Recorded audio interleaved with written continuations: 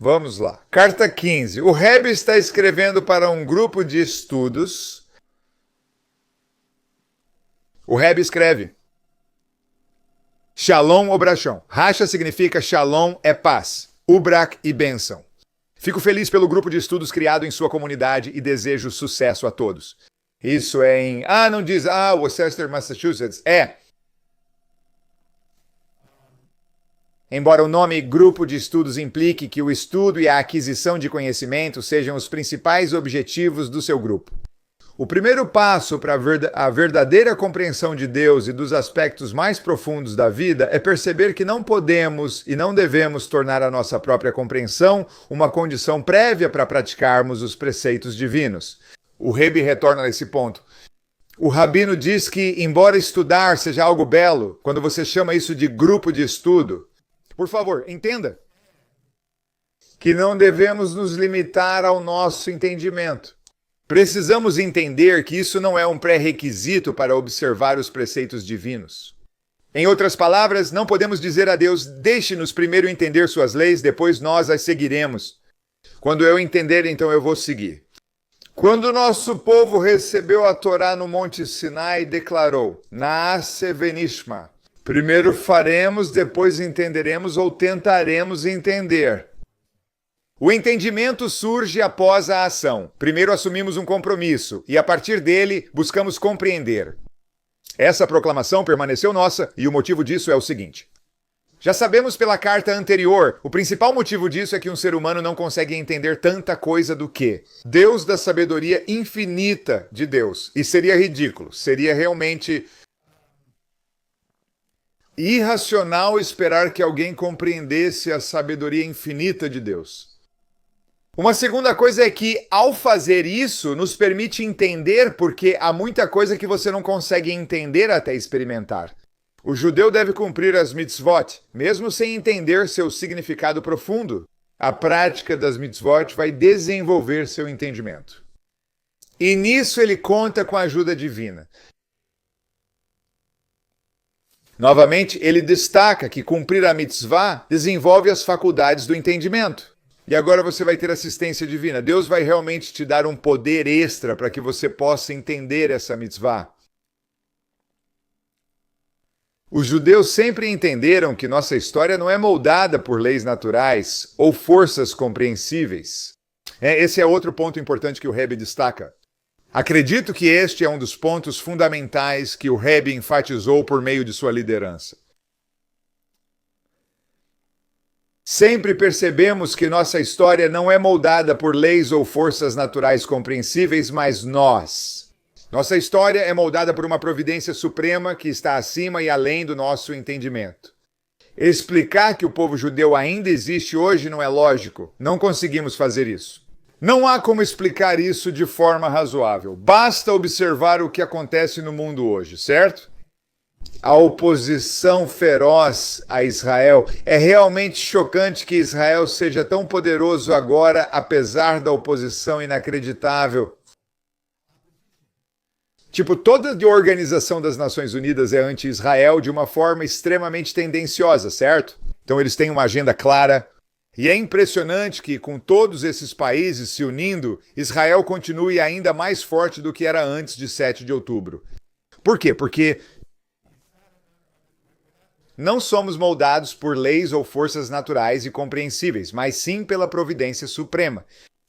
Então precisamos entender que toda a nossa base, se formos abordar o judaísmo como judeus com compreensão, essa será a fundação. Estamos nos enfraquecendo terrivelmente.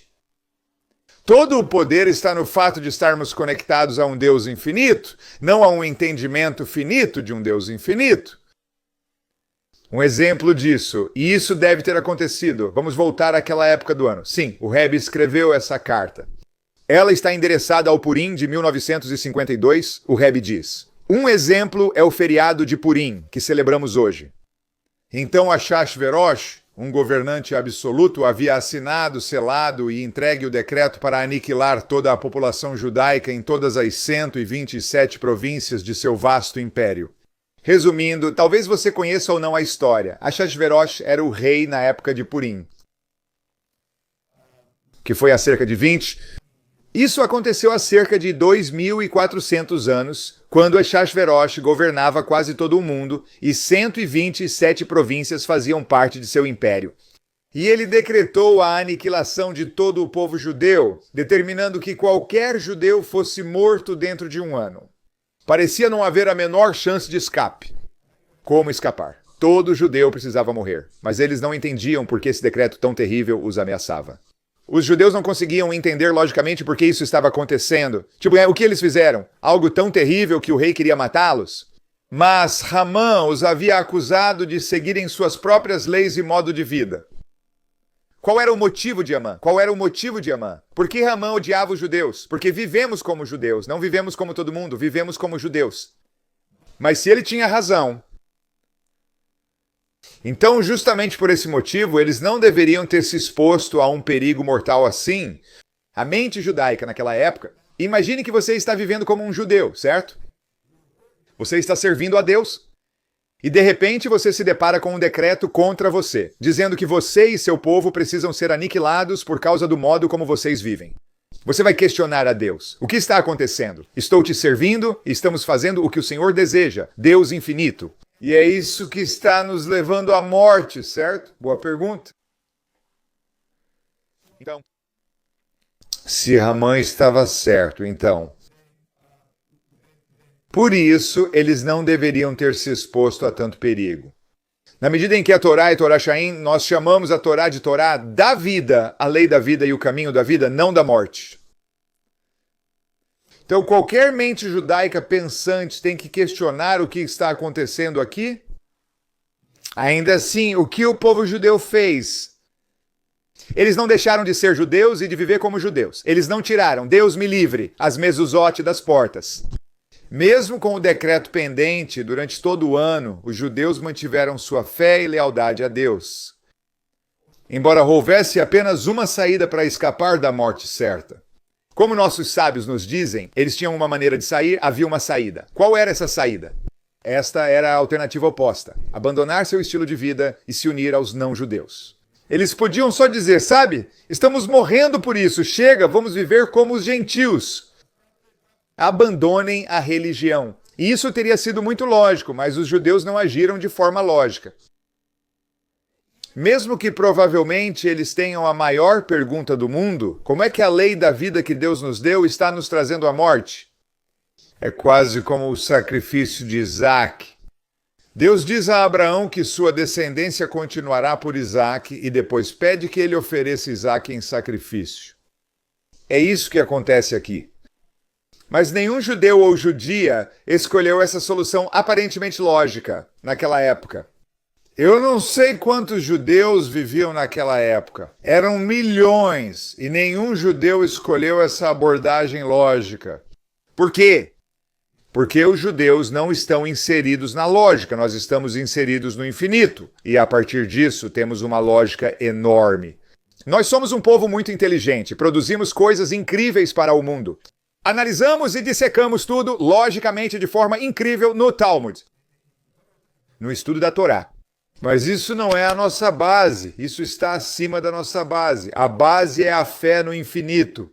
A salvação deles ocorreu por uma cadeia de eventos milagrosos, não naturais ou lógicos, que virou completamente a roda da fortuna, da destruição para uma vida renovada, física e espiritual, e do luto para que a alegria.